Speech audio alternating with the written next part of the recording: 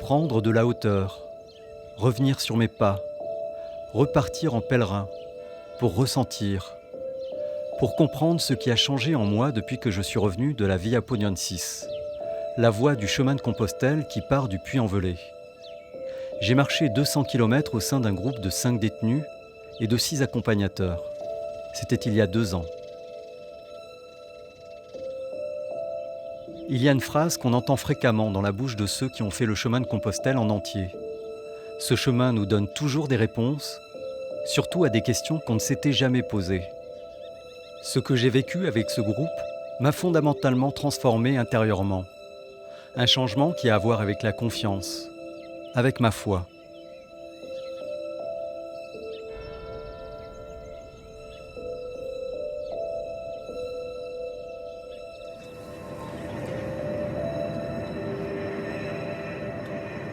Pour commencer ce nouveau pèlerinage en solitaire, il me faut passer par Lyon, voir Bruno Lacnit. C'est l'initiateur du projet. Il est l'aumônier catholique de la maison d'arrêt de Lyon-Corba. C'est là qu'étaient incarcérés mes compagnons de route, au moment où nous avons marché ensemble.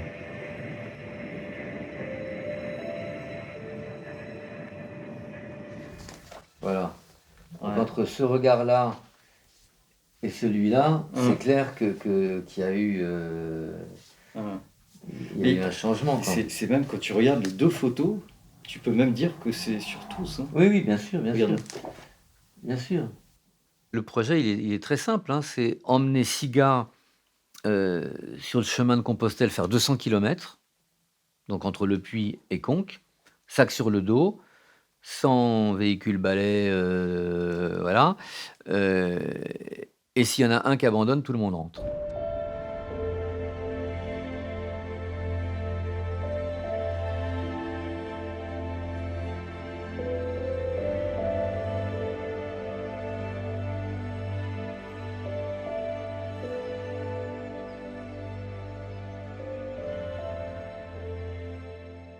Comme il y a 2 ans, me voilà à nouveau au Puy-en-Velay.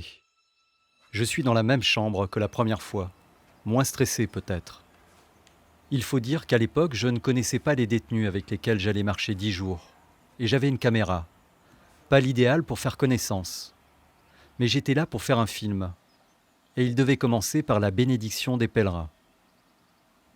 On voit à peu près tous vers où vous allez, mais vous venez de lieux différents.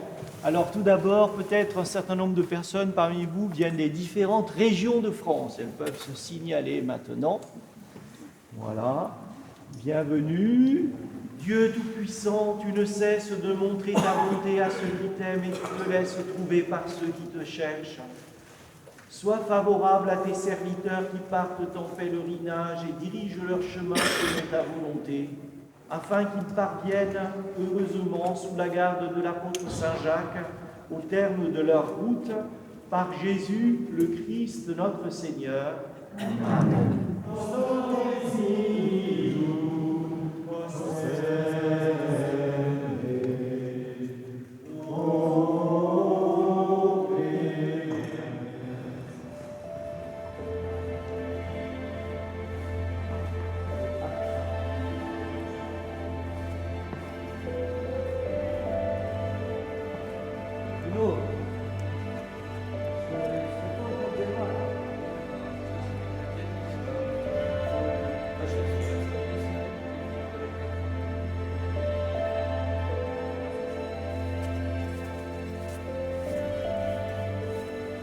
Les premiers pas sur ce chemin étaient légers. Je filmais leurs premiers instants de cette parenthèse de liberté. La veille encore, ils étaient dans leur cellule à Lyon-Corba. Il y avait Jean-Christophe, Dimitrou, Marc, Jean-Noël et Mourad. Pour les accompagner, Bruno avait sélectionné 4 personnes en plus de moi. Parmi les 5 détenus, tous n'étaient pas chrétiens ou croyants. Mais Bruno allait tous les visiter dans leurs cellules. Dans mon projet, je voulais capter chez l'un ou l'autre la transformation intérieure qui devait s'opérer au fil des kilomètres. Ce chemin, il a quelque chose à voir avec la peine, et puis en même temps, avec un travail sur soi, avec une relecture de sa vie. Enfin voilà, c'est pas un chemin de rando. On part pas juste écouter les petits oiseaux et profiter de la nature. Même s'il y a ça aussi dans le chemin, mais c'est pas que ça. Donc c'est pas une rando. Donc c'est un pèlerinage, mais pas religieux. On est sur un fil, là, sur un objet un peu non identifié, là, un truc, mais voilà. Mais les gars, ils savent bien qu'on part pas juste se balader. Voilà, donc moi j'avais confiance dans ce chemin. Et puis, d'abord, confiance dans ce qu'il y a de meilleur dans ceux que j'emmène. Parce que c'est la clé du chemin. C'est-à-dire que pour moi, le critère pour emmener des gars, c'est d'avoir rencontré en eux quelque chose sur quoi je peux prendre appui et qui me dit qu'ils sont mûrs pour passer à autre chose. C'est avec ces paroles dans ma tête que je commence mon bout de chemin sur nos traces. À l'époque, j'avais accepté les conditions drastiques de tournage que m'avait imposé Bruno. Pas de preneur de son, pas d'assistance, pas le droit de filmer les débriefings qui avaient lieu chaque soir. Il voulait que je sois avant tout un des 6 accompagnateurs, au même titre que les 5 autres. Pour lui, mon rôle de cinéaste n'était que secondaire.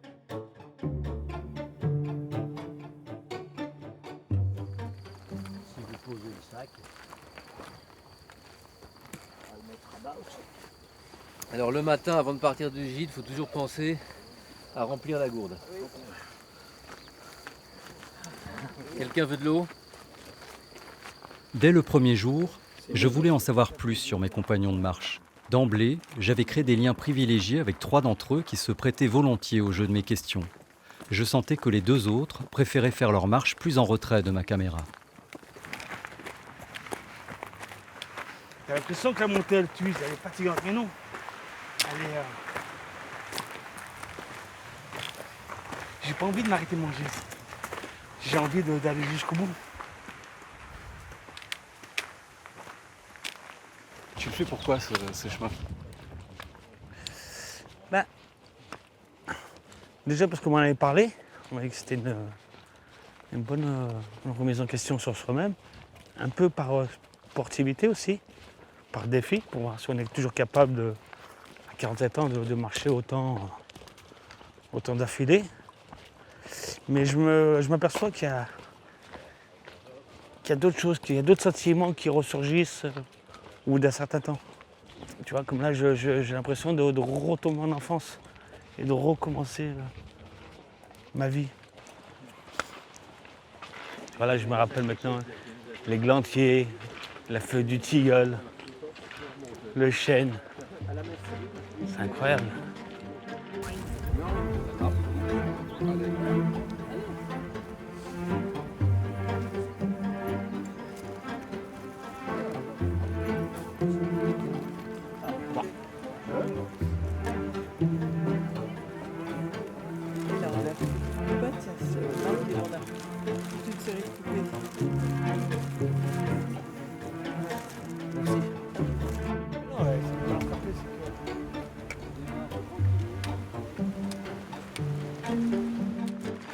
Tu m'as l'air assez solitaire. Quoi? Tu m'as l'air solitaire. Solitaire? Solitaire. J'aime bien être seul. Ah oui.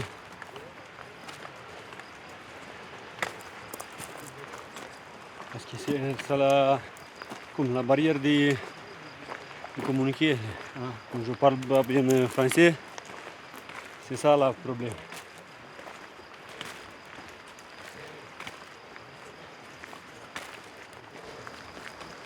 Et t'aimerais vouloir parler plus avec les gens. Ah, doucement. Il m'est arrivé. Parce que quand je entrais en prison en 2016, je connais rien en français. Rien. Je connais bonjour et au revoir, c'est tout. Après ici, je commençais fait l'étude. J'ai commencé à parler français un peu. Vous étiez pour combien de temps en prison? Combien de temps je suis ici déjà? Ouais, en prison. 3 ans. Je suis entré en prison 4 avril 2016. 3 ans et 2 mois. Pourquoi tu as accepté de faire le chemin là? Et quand tu arrives ici, tu as beaucoup de temps pour réfléchir, pour faire la balance, pour penser à futur, pour changer les choses. Dans le groupe, j'avais repéré Jean-Christophe. Je sentais en lui une colère intérieure. La veille, je l'avais entendu hurler au milieu de la nuit, à cause d'un cauchemar. Toi, qu'est-ce que t'en attends de cette marche, Jean-Christophe? Pourquoi t'as Moi, accepté? tu sais qu'est-ce que j'en attends? J'attends déjà de refaire ma tête, tu vois. De faire le point avec moi-même.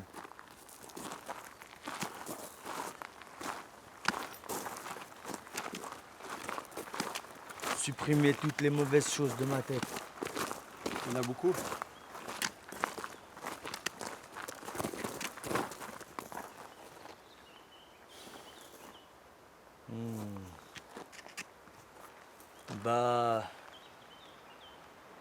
Il y en a beaucoup jusqu'à la prison.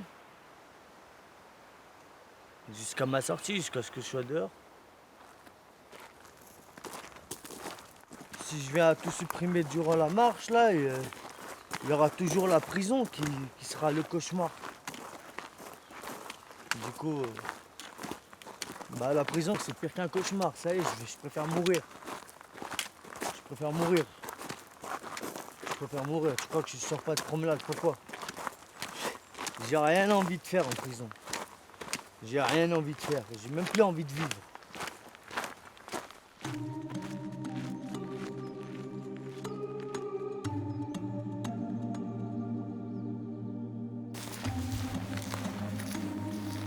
Les témoignages de Mourad, Dimitrou et Jean-Christophe m'avaient touché. Ce même jour, Bruno nous avait lu le premier texte qu'il avait sélectionné. Il nous invitait à être pèlerins. Je me souviens d'un passage en particulier.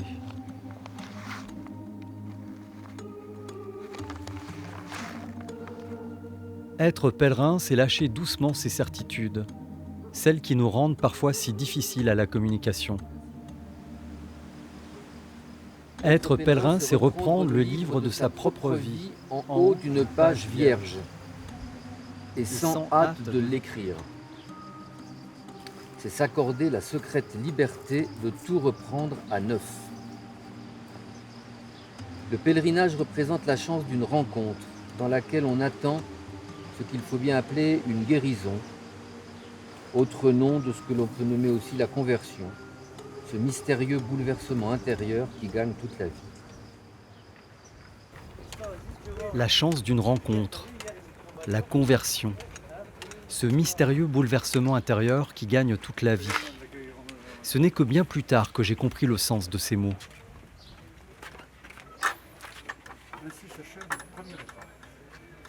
Nous en sommes heureux.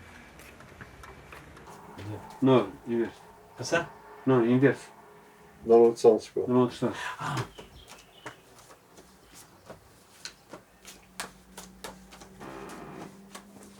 Je veux dire que c'est de moi le coup. Hein. Regardez bien, c'est moi qui fais le coup. Hein.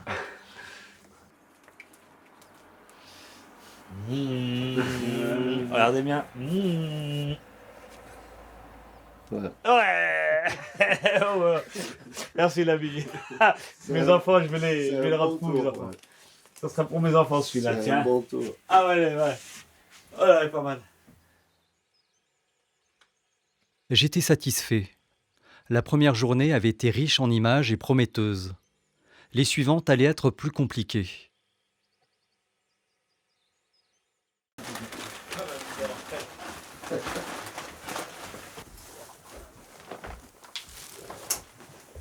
On inspire d'un côté, on souffle de l'autre. Très important la respiration. C'est pour ça que ça ne marchait pas, la consigne n'avait pas été donnée avant. Alors, Change de pied après. On fait refaire ensuite le mouvement en inversant la position de vos pieds, effectivement.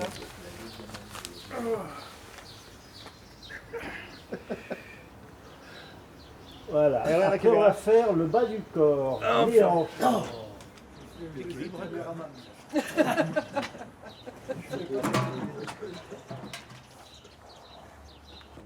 Déconne pas Michel parce qu'après tout le monde va être crevé. Effectue 10 cercles avec cheville dans un sens. C'est le sport du matin. Ça, c'est l'étirement.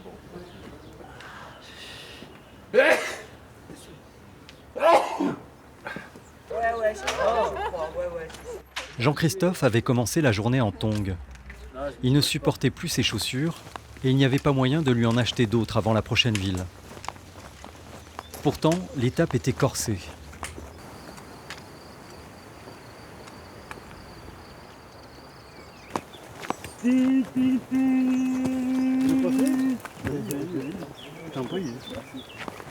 En claquette, C'est courageux, monsieur.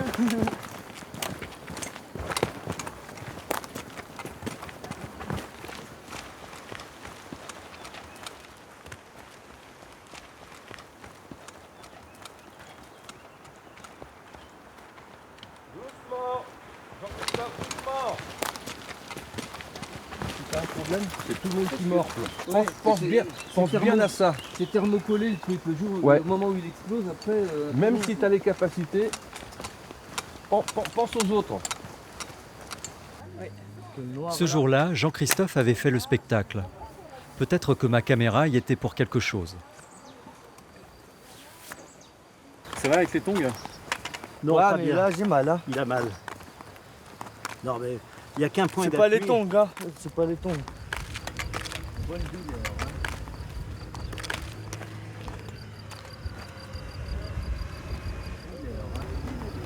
Hein? Et elle partirait pas comme ça. Le muscle a trop travaillé là-dessus. Ouais, c'est ça. Parce qu'il n'est pas habitué à marcher de cette façon. Entre frères, on sait. Attends, Oui. attends. Donc tu me prêtes ton Mais sac non, en je te porte- promets attends. que Si, c'est ça pas va ça. Ça va t'alléger un peu. Mais je te promets que c'est pas le poids. Attends, On essaye. quand même, c'est un peu le poids. Ça. Mais je te promets que c'est pas le poids. Je sais que t'es costaud, c'est pas une question de ça. Mais je te promets que je te dis que c'est pas le poids. Tu sais, l'aurais c'est fait pas- pour moi. Écoute-moi, Oui, tu je l'aurais l'aurais fait. fait, Et mais ben moi c'est- je le fais pour toi. Mais je Moi te tu dis m'appelles que pas c'est frère. pas le poids. Je te dis que c'est. Allez, on essaye, ça va t'alléger un petit peu. s'il Mais te plaît. non, je Allez. te dis. Mais Mon frère, non. je suis ton grand frère. Je Il y a suis une ton grand autre frère. solution. Il y a une autre solution. mes qui te chaussures parce qu'ils sont propose, plus dis. larges. Elles sont plus grandes que Plein. celles que toi, tu auras moins mal. Ça marche. Mais non. Non, ils sont larges, ils sont larges. Ça y est, j'ai trop marché avec celui-là, je te dis, regarde la cicatrice. Oui, oui. Vous n'arrivez pas à comprendre. C'est pas le poids, c'est la pointe des pieds, c'est le fait que tu vois, j'ai la pointe qui se tord comme ça. Ils prennent ça. C'est pour ça parce que il te propose aussi de prendre. Venez, on y va, les frères. Il reste Alors, un kilomètre, c'est bon. Non, il reste plus d'un kilomètre. Ferme ton sac alors. Sur tes hanches. Voilà, ferme. Mais tu as. Ah, j'ai choisi le chemin le plus long, moi.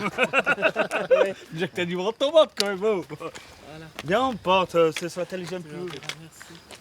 Mais oui. Hein? Merci, Mourad. Non.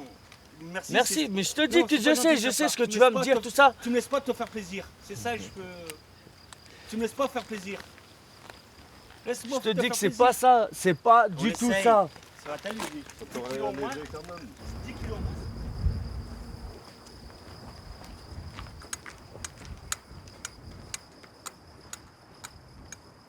Désolé.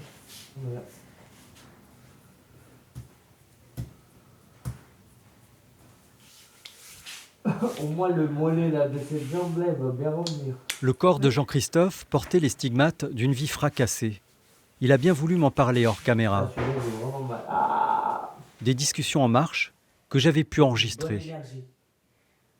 Même si j'avais bien perçu que mes questions lui faisaient évoquer un passé enfoui, qui lui faisait mal, j'insistais, Il m'aurait fallu de l'huile peut-être lourdement. d'olive. Comme ça, je crame. En fait, t'as passé ton enfance où? En Kabylie. Et c'est comment la Kabylie? C'est comme ici. Ah, donc en Kabylie, tu vivais chez ta grand-mère, c'est ça? Ouais. Et t'es resté combien de temps en Kabylie? Je sais pas, on a fait des va-et-vient toute notre vie donc. Donc je ne saurais pas te dire. Par contre, t'es pas né en Kabylie. Non. Je suis parti là-bas, je savais même pas parler kabyle. Ils m'ont mis à l'école là-bas, je savais même pas prononcer un mot. Les gens se foutaient de ma gueule. Je parlais français. Ah ouais, t'as été obligé de te défendre assez tôt, quoi. Ouais. Bah ouais, il a fallu. C'est marche ou crève. Avec le papa qui nous avait lâchés, la mère aussi. Va t'en sortir toi après. Va t'en sortir, va savoir comment faire. Hein? Par contre, est-ce que tu penses que t'as pris les bons chemins? Ah non, j'ai pas pris les bons chemins. Moi, j'ai pris le chemin de l'alcool, moi. J'ai pas pris le bon chemin. J'ai pas pris du tout le bon chemin. Si j'avais pris le bon chemin, je serais pas là où je suis, là, à cette heure-ci. Eh bah, tu sais quoi? Celle-là, c'est moi. Ouais, exactement. Laisse tomber. Celle-là, c'est moi. Prends une pierre. Tiens. Prends-toi une pierre. Et toi, Marc, prends une pierre. Comme ça, on laisse notre trace. Je te monte dessus. Hein. Non, c'est difficile, mais tu vois.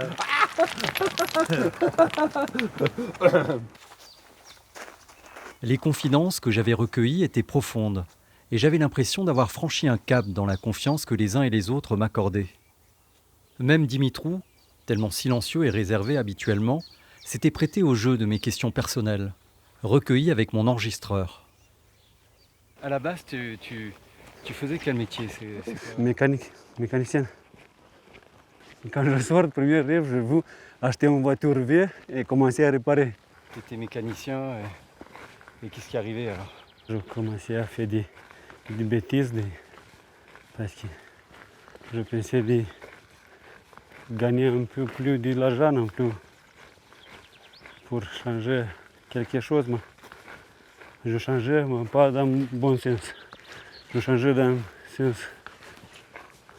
mal. Pour ça, je me trouve ici. Cet argent, tu le voulais pourquoi? Pour améliorer la vie, pour faire la vie de mes enfants. Ça, c'est un pire. Alors, quand tu te trouves ici, déjà, tu commences à comprendre que c'est pas comme ça que ça marche dans la vie. On met tes guiboles.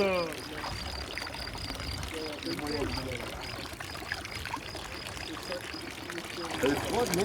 Non, elle est chaude. Ah, ça arrive, elle est chaude. Arrêtez! C'est pas photogénique. Qu'est-ce qui est le plus dur quand on est en prison? Plus dur, c'est la famille, c'est mes enfants et ma femme qui souffrent. Quand je suis entré en prison, le petit, il avait 1 an. Il avait besoin de moi, il avait besoin de papa à côté, pour grandir, Moi, j'ai été où? J'ai été ici. Même les grands, quand il avait des matchs à foot, bien sûr qu'il voulait que j'étais à côté de lui quand il jouait, pour voir comment il joue. Après, quand j'étais en prison, quand mes parents sont décédés, la même était très dure pour moi. Jamais pu tourner en arrière. Ça passe et c'est fini. Et ça, c'est quoi? C'est pourquoi? Pour ma faute, pour mes erreurs. Parce que je voulais quoi? Je voulais de l'argent.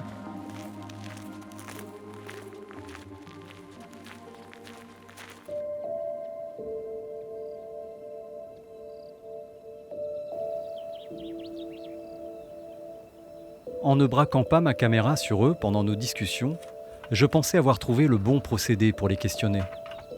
De plus, une bonne nouvelle venait d'arriver. Après insistance, Bruno avait accepté que je filme les débriefings, à condition que je continue à y participer. Mais je sentais le groupe de plus en plus distant lorsque je sortais ma caméra.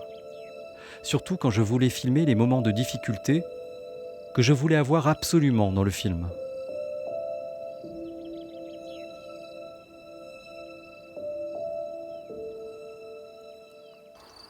Oui, Bruno, c'est Patrick et Patrice.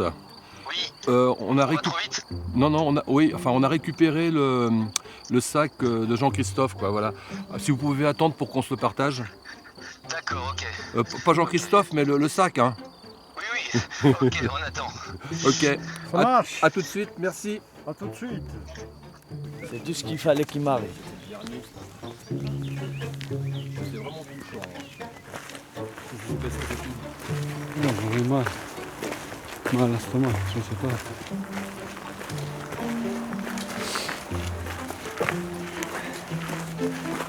J'avais très mal. T'as quelques douleurs, c'est ça? Bon, je suis fatigué. Cette journée, comment tu la sens? C'est ça, ouais.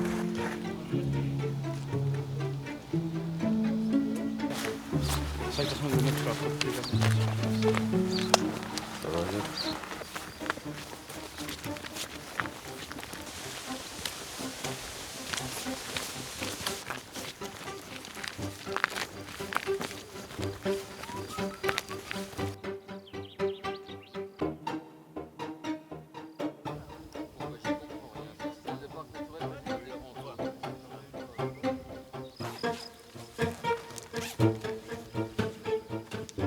Toi, d'un coup.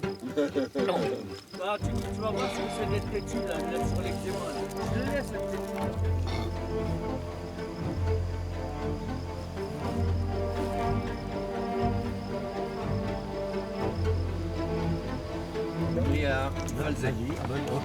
Un jour On est à sans. combien de kilos?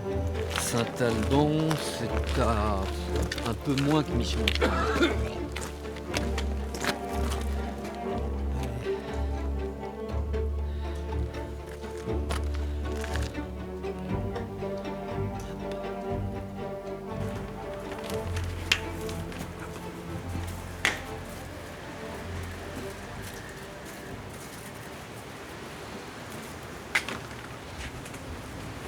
Marc, arrête de fumer s'il te plaît. Va plus loin, va plus loin. Le voyage est à peine commencé et la route est encore longue vers la fraternité et l'horizon de l'amitié. Il y en a qui ont souffert quand même, hein. J'ai l'impression. C'est vrai.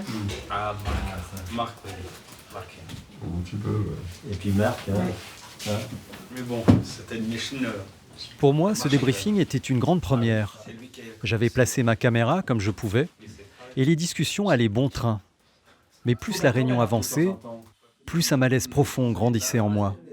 Ma position de filmeur était de plus en plus dure à concilier avec mon rôle d'accompagnateur. Je ne me sentais plus en vérité avec eux. Il fallait que je crève l'abcès.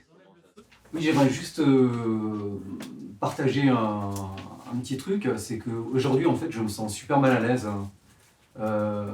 C'est vrai que je mesurais pas la complexité d'être à la fois accompagnateur et à la fois de faire le film. C'est ce que j'expliquais à Marc, tu vois, je suis hyper mal à l'aise parce que j'ai l'impression que en fait, mon chemin et puis la relation que j'ai avec vous, tu vois, je la vis un petit peu en pointillé. Tu vois, c'est-à-dire que soit on discute, soit je filme. Et c'est hyper compliqué parce que je sens qu'à chaque fois, la relation, elle est cassée, quoi, à chaque fois que je filme. Moi, ce matin, j'avais l'impression que tu étais comme un voyeur avec moi. Ah ouais. Ben, j'étais très fatigué, j'avais envie de parler à personne et tu venais me poser plein de questions. Je me disais, ça, c'est pas le moment. On sait plus si on parle à Marc ou au journaliste. Ouais, voilà. Parce que t'as des arrière-pensées derrière la tête. Des fois, tu nous prends, c'est en trait ton groupe. Mon blocage, moi, c'est que j'aime parler avec le Marc, Mais que le journaliste, c'est plus pareil. Il pose des questions que, tu vois, naturellement, je dirais. Mais quand il pose des questions comme ça, en fait, tu vois, ça me tape sur les nerfs, direct. Le maître mot de la marche, c'est confiance. Fais confiance. Lâche prise. C'est tout. Et je crois que la personne en laquelle j'ai le moins confiance, tu vois, c'est moi. Oui, bien sûr. Et ben dans ce cas-là, est-ce que tu aurais La nuit qui a suivi, je n'ai pas fermé l'œil. Les images et les mots du débriefing que j'avais vécu tournaient en boucle dans ma tête. Une réflexion que Bruno m'avait faite avant de partir me revenait sans cesse. Il me disait qu'avec les détenus, on ne peut pas tricher. En fait, j'avais oublié le principal, ce sur quoi reposait son projet depuis 4 ans, la confiance. La devise du chemin, c'est une phrase de Mauriac, c'est la confiance que les autres mettent en nous qui nous montre le chemin. Et c'est devenu la devise de cette aventure sur le chemin de Compostelle avec les détenus. Et puis c'est la confiance au bout du compte que moi je fais en plus grand que moi, parce que si c'était moi qui portais tout ça, ça se serait écroulé depuis longtemps. Enfin, ça n'aurait même jamais vu le jour. Donc voilà, fondamentalement, c'est la confiance qui est la clé de tout. Faire confiance en plus grand que soi, en celui qu'on appelle Dieu. Avant de partir sur ce chemin, je ne me posais pas beaucoup de questions sur ma foi. J'étais croyant, catholique et même pratiquant. Et la foi allait de soi. Pendant la marche, il y a 2 ans, j'avais accepté de confier ma caméra à Bruno et de répondre à ses questions sur ce sujet. C'est quoi la foi pour toi ? Eh ben, je te dirais que je suis croyant. Croyant, mais... Alors ça veut dire quoi pour toi être croyant ? Et je crois qu'il y a un au-delà, je crois qu'il y a un créateur, je crois qu'on n'est pas là par hasard, je crois que on est créé effectivement à l'image de Dieu, et je crois que voilà, ça nous donne une autre dimension sur cette terre. Notre dimension aussi dans notre rapport aux autres, dans notre rapport à soi, dans notre rapport à la nature, dans notre rapport à notre intériorité. Mais ça, c'est de l'ordre des croyances, ça. Ouais. Est-ce que la foi, ça se joue pas justement dans ta capacité à faire confiance et à lâcher prise dans ce que tu es en train de vivre ? Ouais. Dans ce sentiment de perdre tes repères, sortir de ta zone de confort, dans ce sentiment d'abandon. Est-ce que c'est pas là que se joue la foi ? Ce sentiment d'abandon, je n'arrivais pas à le surmonter. J'étais plombé par la fatigue et la lassitude de la marche, amplifiée par des nuits sans sommeil. Plus on avançait, plus je sentais que je m'éloignais du groupe. La foi, la confiance en plus grand que soi, c'était juste des mots que je n'arrivais pas à vivre dans ma chair. Du moins jusqu'au cairn, ce monticule sur lequel chacun de nous a été invité à poser sa pierre. Je vous propose que pour le cairn, Marc mette la caméra sur un pied à distance pour prendre des images sans son. Voilà, qu'il n'y ait pas d'enregistrement de son. Et puis après, si quelqu'un a envie d'aller partager des choses de ce qu'il a dit ou pas, il ira voir Marc ou pas. Donc chacun cherche sa pierre et on se donne un quart d'heure, 20 minutes de temps personnel où chacun peut réfléchir à qu'est-ce que j'ai envie de déposer là, de laisser derrière moi sur ce chemin. Le texte du jour, c'était changer de vie. Voilà, qu'est-ce que j'ai envie de laisser là ?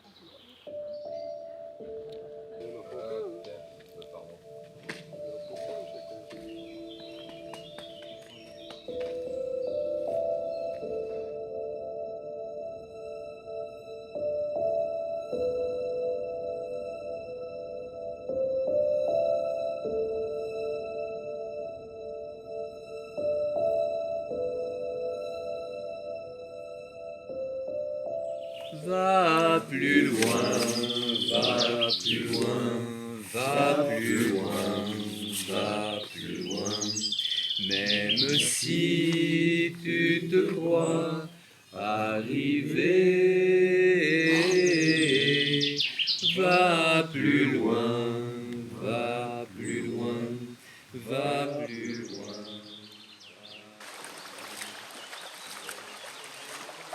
J'ai respecté mon engagement et les mots qui ont été prononcés resteront sur le chemin. Des mots comme rancœur, colère, haine, trahison, mais aussi pardon, confiance ou encore page blanche. Ces mots offerts au chemin, offerts à la vie, offerts au groupe, nous avaient soudés. Je sentais que quelque chose en moi s'était ouvert. J'avais fait tomber le masque et peut-être aussi ma caméra. Je me souviens des échanges qui ont suivi cette journée. J'en ai encore des frissons.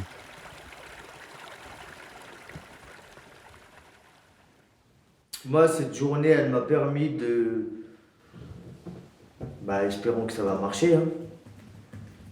Elle m'a permis de jeter sur la pierre le caillou, là.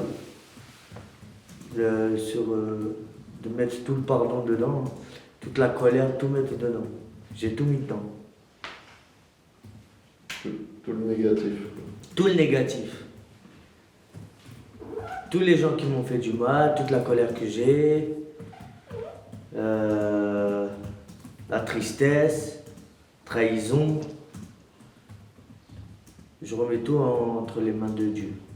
Je pense qu'on a assez souffert comme ça à se torturer là-bas en prison, non? On se torture tous là-bas. Essaye de penser positif. Tu vas penser positif 1 heure, 2 heures. Quand ça commence à 7 heures du matin, de 7 heures du matin, c'est là la pire douleur. Tu vois, la pire souffrance, là, quand ça, t'as les portes qui s'ouvrent, les verrous. Tu vois, ça c'est une souffrance, tu vois. Ça, c'est une souffrance. Et tu fais quoi tout ce temps-là? Tu penses, tu vas me dire positif? Tu penses à l'après, ça va pas durer toute ta vie non plus. Si tu penses qu'au moment présent, alors que tu es dans le pire moment de ta vie, c'est... T'arrives à penser à l'après, toi? Bah ouais, heureusement. Moi, j'arrive pas à penser à l'après dedans. Heureusement. J'arrive pas à penser à l'après dedans. Dedans, moi, je suis dans un cauchemar. Je suis plus moi-même. J'ai des idées de fou dedans. J'ai des idées, c'est plus moi. C'est plus moi. C'est ce qu'expliquait le texte du jour, finalement, de la difficulté de changer de vie. Voilà, en gros, ce que je suis en train d'expliquer, c'est que heureusement que ce chemin, il va nous permettre d'avancer, de changer tout le programme de notre vie, en fait. Après, je sais que on va repartir là-bas, c'est une torture. C'est une torture, mais espérons juste que ça va passer vite pour nous tous. Hein. Oui. J'en suis certain. Ce qui s'est joué ce jour-là autour du cairn, et pendant les échanges qui ont suivi, était bien de l'ordre de la foi, de la vérité, voire du mystère de l'Eucharistie. Pour moi, dans cette expérience, il y a quelque chose de baptismal. Je relis ça comme une forme de baptême. Rejoindre l'autre et traverser ce qui me sépare de lui pour le rejoindre. On est 12 là ensemble, avec des gars croyants, pas croyants, enfin voilà, on va pas le dimanche dire nous on va, enfin voilà. Donc on a la messe des pèlerins au départ du puits, parce que ça fait partie du... Bon, on peut avoir une messe à l'arrivée à Conques, parce que là aussi ça... Bon, mais pendant la marche, on est tous ensemble. Mais pour autant, il me semble qu'il y a quelque chose d'eucharistique dans ce qu'on vit ensemble, dans cette communauté de destin, là, pendant 12 jours sur ce chemin, où nos destins sont liés un temps, et qu'on arrive tous ou que personne n'arrive, et que... voilà. Et que quelque part on communie.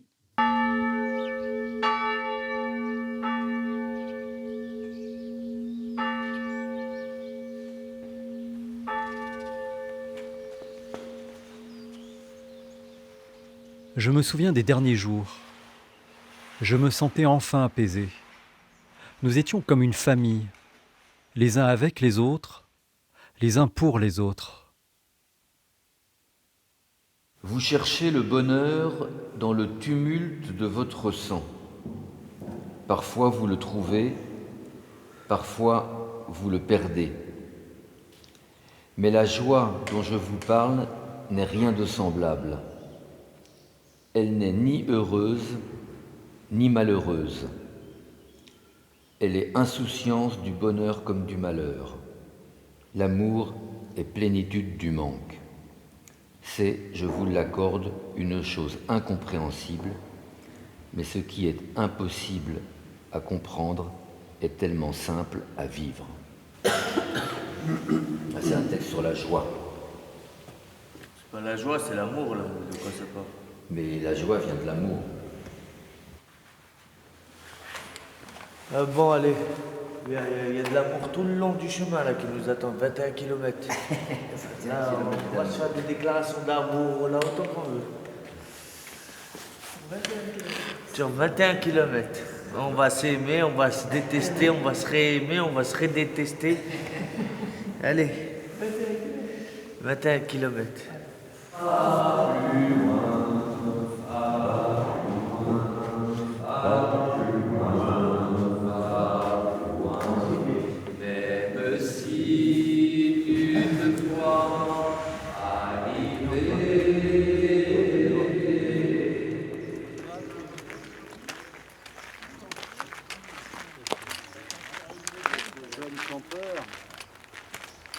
T'as la tête, tu sais quoi? Ouais. Coluche. La tête, comment tu dis? Coluche. Ouais, Tu sors ces phrases, c'est un peu normal, tu vois. J'aimerais bien voir son humour. Hein. Et toi, tu sais à quoi tu ressembles? Hier soir, merde, quand t'es sorti de la douche, je disais, attends, oui, tu sais, j'ai trouvé un griffon, tu sais, les chiens qui ont des poils partout, quoi, qui cassent des fois un peu les yeux. Ouais. Donc, je sais pas ce que t'en penses. Tu me sembles à un chien. Moi, j'adore les animaux. Hein.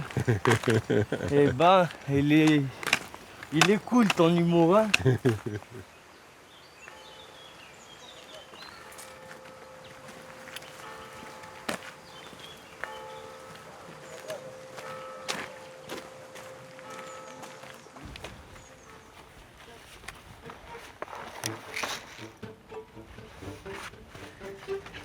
Je me souviens de chaque seconde de la dernière journée de marche, en particulier de notre dernier repas, tous ensemble.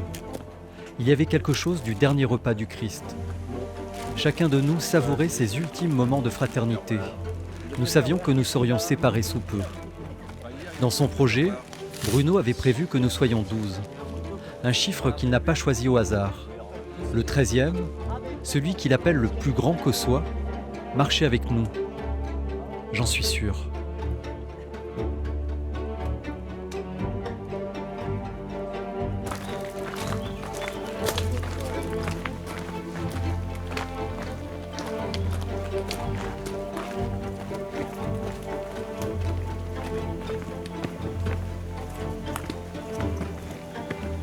Nous sommes arrivés à Conques en milieu d'après-midi, après 10 jours de marche. Repus de paysages et de grands espaces. Allez, on va tous se mettre là pour la photo. Et fiers de l'avoir fait ensemble. On est à Conques. On l'a fait. On l'a fait. On l'a fait, bah ouais. I did it. Mais venez, on va plus loin, gars. We did it. Toujours, on va plus loin. Hein, belle fleur. On l'a fait. Bah ouais, qu'on l'a fait. Eh oui. Et ouais, qu'on l'a fait. C'est sûr qu'on l'a fait. 200 km, c'est... Et oui, on va rajouter 200. Ah bah oui. Ah bah oui. On l'a fait. Ça y est, ça y est.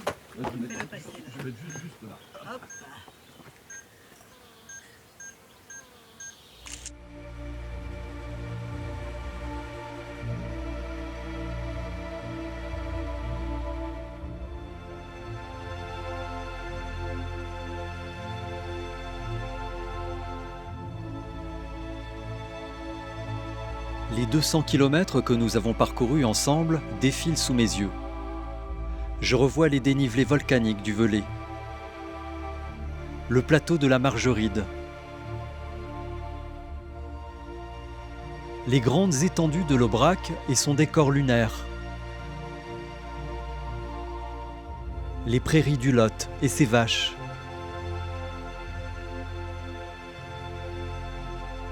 je repense à mes compagnons de route et à la parenthèse de liberté que nous avons vécue ensemble. Les animaux que Jean-Christophe affectionnait tant. Bon, on va te laisser parce qu'on a de la route à faire, mon gars. et toutes les fleurs qu'il accueillit au long de ce chemin. Je sais, il est à l'envers, mais... Non, sur le côté. Ouais, sur le côté. Ouais. Hop. À l'intérieur de l'église. Je revois Dimitrou, toujours prêt à rendre service. J'ai jamais vu.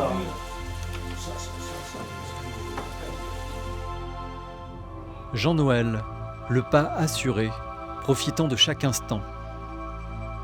Marc, silencieux et mesuré dans ses paroles, fuyant souvent ma caméra.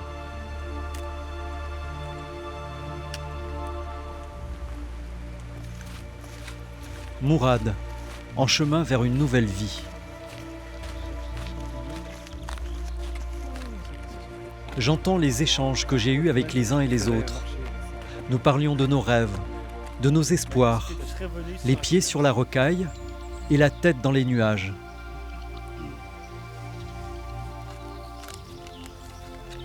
Elle est tellement belle cette vie. Surtout quand tu sors d'un cauchemar et que tu te retrouves comme ça là.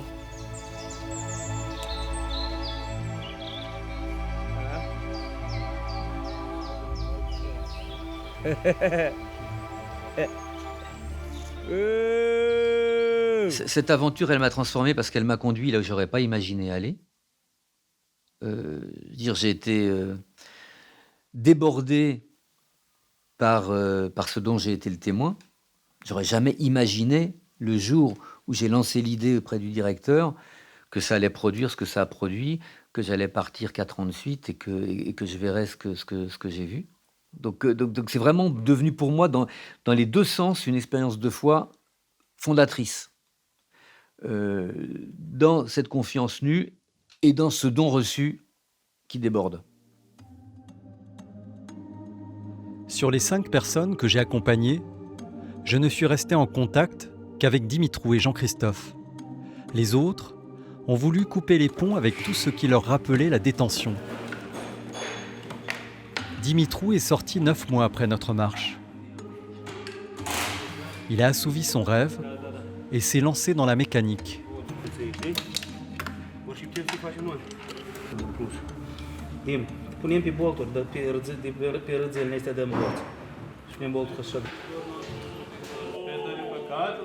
Tous les samedis matins, il est servant de messe à la cathédrale orthodoxe de Paris.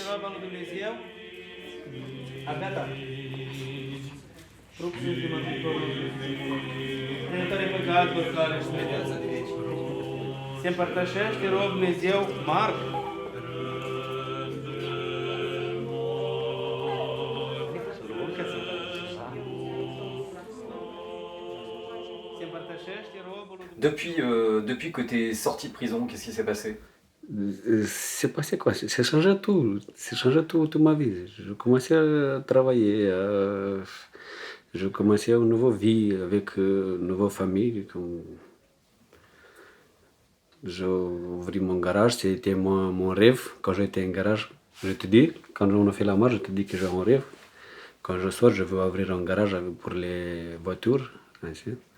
Et je le fais ça. Je fais ça et je suis heureux. Beaucoup de personnes me disent que tu as changé beaucoup. Tu es devenu plus calme, plus... Après, oui, bien sûr, je sais. Même moi, je sens que je changeais beaucoup. Est-ce que tu aimerais repartir un jour sur le chemin de Compostelle? Bien sûr, ça c'est un rêve. Peut-être avec Bruno ou quelqu'un, parce que il y a une chance pour refaire ça ensemble. Toutes les personnes qui ont été ensemble, je vais faire ça. J'ai revu Jean-Christophe plusieurs fois à Lyon. Sa vie reste compliquée, mais à chaque fois que je reparle avec lui de notre aventure sur le chemin, ses yeux s'illuminent. Elle est bien la coupe. Ouais. C'est quoi dont tu te souviens en particulier là, de cette marche? D'avoir cueilli des fleurs tout le long du chemin. Ça, c'est ce qui te reste le plus. Hein? C'est ce qui te reste le plus. Ouais, je sais pas, d'avoir redonné le sourire. D'avoir retrouvé comment ça s'appelle? L'odorat, l'équilibre, les sens. Et De la forme, surtout. En fait, tu fais le point avec toi-même. Tu remplaces les comment ça s'appelle? Tu remplaces le négatif par le positif. Surtout, envers moi, je me suis lâché en fait. Après, je voyais plus les choses de la même façon. C'était plus tout le monde qui me voulait du mal, quoi. J'étais pas le centre du monde, quoi. Pour que tout le monde me veuille du mal. On va dire que j'ai appris à faire confiance. Et sinon, t'en es où là maintenant? Bah écoute, hein, j'ai toujours en train de ramer, mais j'essaie de m'en sortir au moins. En allant puiser le positif que tu as trouvé dans le chemin, quoi. Quoi qu'il arrive, t'es obligé de positiver. Quoi qu'il arrive, t'es obligé de positiver. Et se mentir à soi-même, c'est pas ça. Se mentir à soi-même, c'est pas ça. Tu vas te mentir à toi-même, tu vas te faire souffrir. Jusqu'à quand? Il n'y a pas bonheur sans souffrance. Mais il faut arrêter de souffrir aussi. En gros, les gens, ils courent après le bonheur. Ils courent, ils sont à la recherche du bonheur et tout. Alors que le bonheur, il est dans leur chemin. C'est le chemin le bonheur, quoi.